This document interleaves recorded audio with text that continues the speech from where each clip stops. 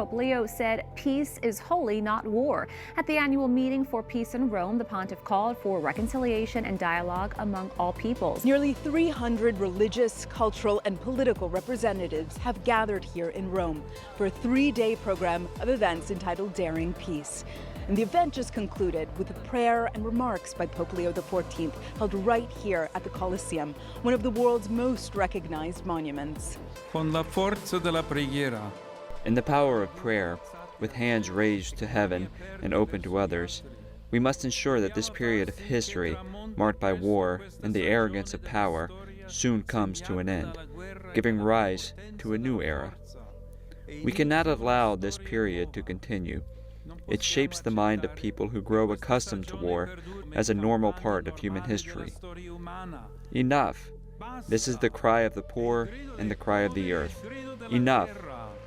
Basta! Following the Holy Father's words, a beautiful ritual closing the ceremony with the lighting of candles and a proclamation appealing for peace. It's a statue called the Statue of Liberty. It's holding the torch of illumination, which is the Promethean torch of Freemasonry. And if you go to the Statue of Liberty, you'll see a bronze plaque inside saying that this was given to the government of America by the French Grand Orient Temple Masons. And it is a symbol of Grand Orient Freemasonry in America, the holder of the light. And that's exactly the same torch that is carried during the Olympics. It is the torch of Prometheus. It's not the torch of freedom. No, it's not the torch of freedom. Of the illumination. Flaring torches light up St. Peter's Square as some 15,000 young Roman Catholics hail the 21st Ecumenical Council.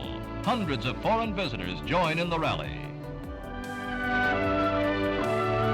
As the 2,700 delegates get down to the practical business of arranging the agenda and naming the committees who will perform the work of the council, the great square presents a pattern of light and shadows that well might have marked one of the earlier councils centuries in the past.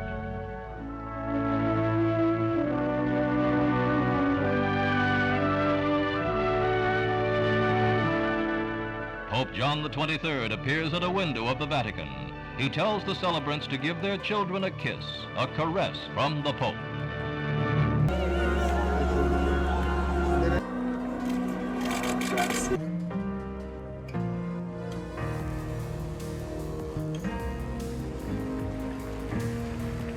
The series of meetings fittingly concluded here at the Colosseum right behind me. And although today it is considered one of the 7 wonders of the world, it had a brutal history, a site where many Christians were martyred and where bloody battles among gladiators and animals were held.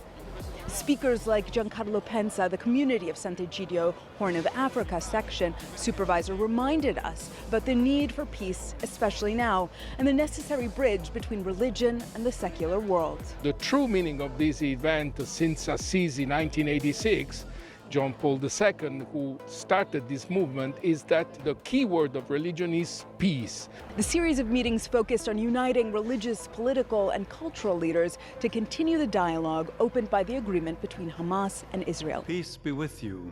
The theme of this evening's gathering is walking together in hope. 60 years ago, a seed of hope for interreligious dialogue was planted. Today, your presence bears witness that this seed has grown into a mighty tree, its branches reaching far and wide, offering shelter and bearing the rich fruits of understanding, friendship, cooperation, and peace.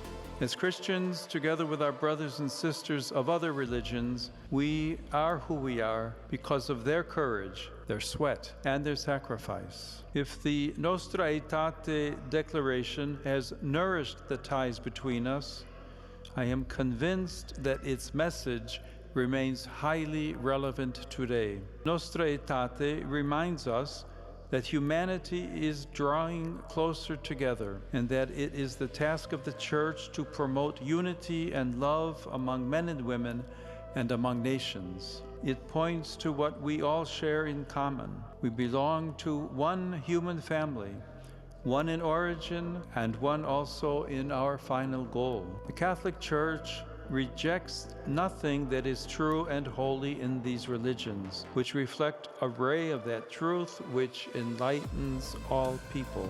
She regards them with sincere reverence and invites her sons and daughters, through dialogue and collaboration, to recognize, preserve, and promote what is spiritually, morally, and culturally good in all peoples. For the first time in the history of the Church, we have a doctrinal text with an explicitly theological basis that illustrates the Jewish roots of Christianity in a well-founded biblical manner. At the same time, Nostra Aetate takes a firm stand against all forms of anti-Semitism. At an interfaith meeting, Pope Francis encouraged young people in the following words: God is for everyone, and therefore we are all God's children. This calls us to look beyond what separates us and to discover what unites us all.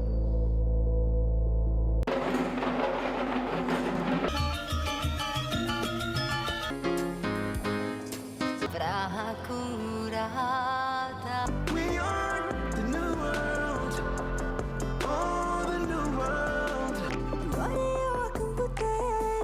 When I can change, then you can change. When you can change, the world will change. We are one human family. We are blood brothers and blood sisters. At Bisleri, we cherish water as the essence of life. We are here for unity, humanity, sustainability, walking together in faith. We are the new world. Sky in the